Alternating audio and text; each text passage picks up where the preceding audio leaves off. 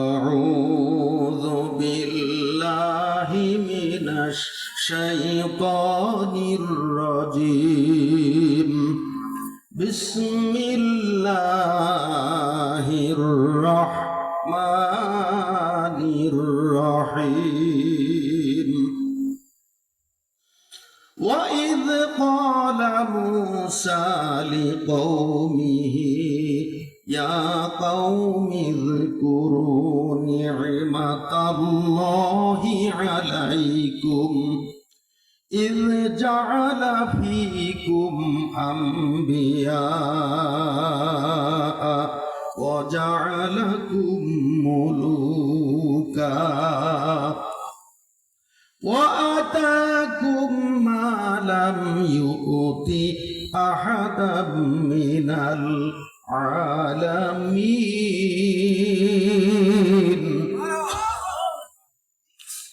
আল্লাহ রাব্বুল আলামিন বলেন, স্মরণ করো সেই সময়ের কথা যখন মূসা আলাইহিস সালাম তার জাতিকে বলল, হে আমার জাতি, আল্লাহ রাব্বুল আলামিন তোমাদেরকে যে সমস্ত নিয়ামত দান করেছেন, তোমরা তোমাদের সেই সমস্ত নিয়ামতের কথা স্মরণ করো। সেই সমস্ত নিয়ামতের কথা তোমরা স্মরণ করো। আল্লাহ পাক তোমাদের মধ্য থেকে অনেক নবী রাসূল প্রেরণ করেছেন। নবীর বহু বচন হলো আম্বিয়া। আল্লাহ পাক বলছেন, ইয জাআলা ফীকুম আম্বিয়া, যিনি তোমাদের মধ্য থেকে অনেক নবী রাসূল নাজিল করেছেন, অনেক নবী রাসূল দিয়েছেন। তারপরে ওয়াজআলাকুম মুলুকা, এবং তোমাদেরকে রাজত্ব দান করেছেন, তোমাদেরকে রাজ্যাধিপতি করেছেন, তোমাদেরকে রাজত্ব দান করেছেন, রাজা বাদশা বানিয়েছেন।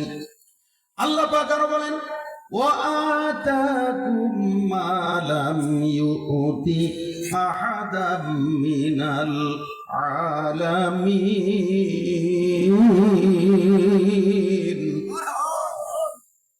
আল্লাহ পাক বলেন, আল্লাহ পাক তোমাদেরকে যা কিছু দিয়েছেন, তোমাদেরকে যা কিছু দিয়েছেন, পৃথিবীর অন্য কাউকে আল্লাহ রাব্বুল আলামিন এমনটি দেন নাই। তোমাদেরকে যা দিয়েছেন আল্লাহ পাক দুনিয়ার আর কাউকে দেন নাই। তাহলে কত বড় নিয়ামত দিয়েছেন আমার বন্ধুগণ। এটা হলো 20 নম্বর আয়াতের সরল অর্থ। তাহলে এখন আমাদের জানা দরকার, আল্লাহ রাব্বুল আলামিন এই আয়াতের মধ্যে বলেছেন, মূসা আলাইহিস সালাম তার জাতিকে বলল, হে আমার জাতি, আল্লাহ পাক তোমাদের প্রতি যেই নিয়ামত নাজিল করেছেন, তোমাদেরকে যেই নিয়ামত দিয়েছেন, সেই নিয়ামতের কথা তোমরা স্মরণ করো। আর এই সমস্ত নিয়ামতের মধ্যে 3টা কথা আল্লাহ পাক গুরুত্বের সাথে এখানে বলেছেন। 1 নম্বরে বলেছেন যে তোমাদের মধ্য থেকে আল্লাহ পাক অসংখ্য নবী রাসূল দিয়েছেন, অসংখ্য নবী রাসূল প্রেরণ করেছেন। আমার ভাইরা, ইব্রাহিম আলাইহিস সালাম থেকে শুরু করে ঈসা আলাইহিস সালাম পর্যন্ত এই যুগে যুগে আল্লাহ রাব্বুল আলামিন শুধুমাত্র বনি ইসরাইলের মধ্য থেকেই 70,000 নবী রাসূল প্রেরণ করেছেন। জোরে বলেন আল্লাহু আকবার। কয় হাজার? 70,000 নবী রাসূল এই বনি ইসরাইল জাতির মধ্য থেকে নাজিল করেছেন। তাহলে এই নিয়ামতটা কি 4টা খানি বলেন? 1,24,000 নবী রাসূল, এর মধ্যে 70,000 নবী রাসূল বনি ইসরাইলদের মধ্য থেকেই আল্লাহ পাক প্রেরণ করেছেন। ইব্রাহিম নবী বনি ইসরাইল থেকে, ইব্রাহিম নবীর ছেলে ইয়াকুব আলাইহিস সালাম বনি ইসরাইল থেকে, ইয়াকুব আলাইহিস সালামের ছেলে ইউসুফ আলাইহিস সালাম বনি ইসরাইলদের মধ্য থেকে, দাউদ আলাইহিস সালাম, সুলাইমান আলাইহিস সালাম, মূসা আলাইহিস সালাম, ঈসা আলাইহিস সালাম, সব বনি ইসরাইলের মধ্যে। কত বড় বড় নবী এবং রাসূল বনি ইসরাইলদের মধ্য থেকে প্রেরণ করেছেন। এটা কি আল্লাহ পাকের বড় নিয়ামত না? তাই আল্লাহ পাক মুসা নবীর মাধ্যমে বনী ইসরাইল জাতিকে স্মরণ করায় দিচ্ছেন যে তোমাদের প্রতি আল্লাহ পাকের যে নিয়ামত, এই নিয়ামতের কথা তোমরা স্মরণ করো, তোমরা নিমুখ হারামি করো না। আল্লাহ পাক তারপরে আরেকটা নিয়ামতের কথা বলেছেন, ওয়াজআলাকুম মুলুকা, তোমাদেরকে আল্লাহ রাব্বুল আলামিন রাজত্ব দান করেছেন, রাজ্য দান করেছেন, তোমাদেরকে রাজা বানিয়েছেন, বাদশা বানিয়েছেন। আমার বন্ধুগণ, যেমন বনী ইসরাইলের মধ্য থেকে আপনারা জানেন দাউদ আলাইহিস সালাম উনি বাদশা ছিলেন, কথা বলেন ঠিক কিনা? দাউদ আলাইহিস সালাম উনি বাদশা ছিলেন, সুলাইমান আলাইহিস সালাম উনি বাদশা ছিলেন। শুধু মানুষের বাদশা নয়, সুলাইমান আলাইহিস সালামকে আল্লাহ পাক এমন রাজত্ব দান করেছিলেন যে এমন রাজত্ব কিয়ামত পর্যন্ত আল্লাহ পাক আর কাউকে দিবেন না। ওনার আগেও ছিল না, পরেও ছিল না। আমার বন্ধুগণ, সুলাইমান আলাইহিস সালাম শুধু মানুষের বাদশা ছিল না, উনি জিনেরও বাদশা ছিল, কথা বলেন ঠিক কিনা? শুধু জিনের বাদশা নয়, ওনাকে আল্লাহ রাব্বুল আলামিন এমন ক্ষমতা দিয়েছিলেন, এমন রাজত্ব দিয়েছিলেন।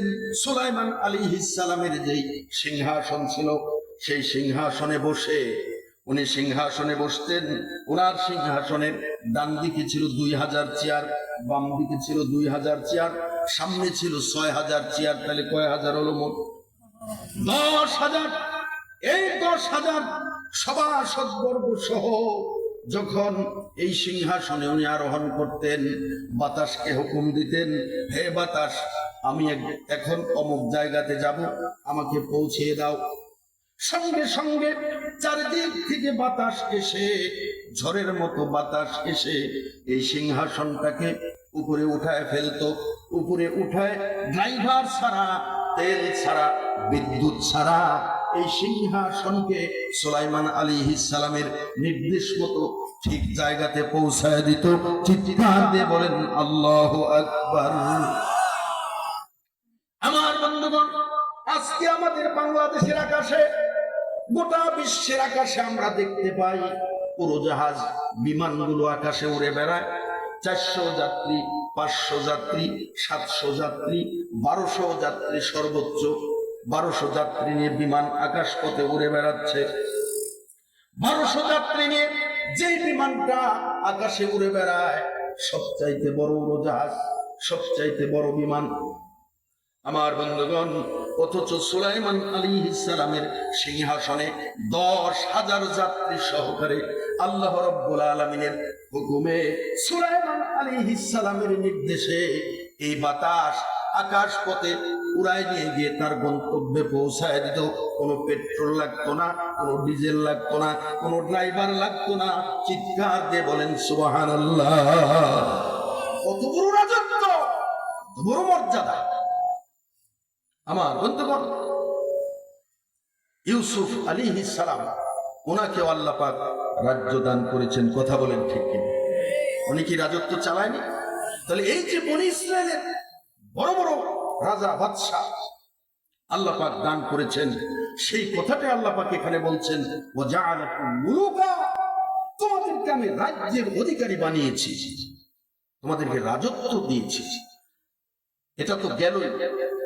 আমার বন্ধুরা, আমাদের প্রিয় নবী মুহাম্মদুর রাসূলুল্লাহ সাল্লাল্লাহু আলাইহি ওয়াসাল্লাম উনি বলেছেন, এই আয়াতের তাফসীরে এসেছে, আব্দুল্লাহ ইবনে আব্বাস রাদিয়াল্লাহু তাআলা আনহু বর্ণনা করেছেন যে বনী ইসরাইলের যুগে, বনী ইসরাইলদের মধ্যে যে লোকের একজন স্ত্রী ছিল, যে লোকের একজন কাজের লোক ছিল, মানে গোলাম, যার একজন স্ত্রী আছে, কাজের একজন গোলাম আছে, আর যার একটা সাওয়ারি আছে। তখন তো হোন্ডা প্রাইভেট গাড়িগুলো ছিল না, চলাফেরার জন্য উট অথবা ঘোড়া।